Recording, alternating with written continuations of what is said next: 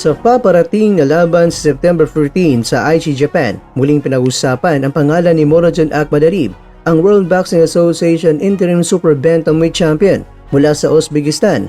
Kilala siya sa mga nakarang buwan dahil sa sunod-sunod na mga pahayag at hamon na tila direktang tumutuligsa kay Naoya Inoue, ang kasalukuyang undisputed Super Bantamweight World Champion.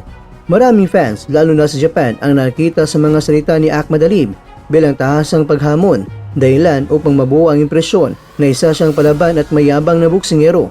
Ngunit sa kanyang pagdating sa Japan ay binulaga niya ang mga Hapon na libang larawan ang ipinakita niya. Sa halip na patuloy na magpapakawala ng mga banat, ipinakita ni Akhmadalib ang kanyang pagiging magalang at maginoo. Bukod sa kanyang pahayag na malaki ang respeto niya kay Inoue, kitang-kita rin ang pagiging marespeto niya sa mga fans. Kahit paulit-ulit na pinipigilan ng mga staff at opisyal, hindi niya tinanggihan ng mga humihingi ng autograph at larawan.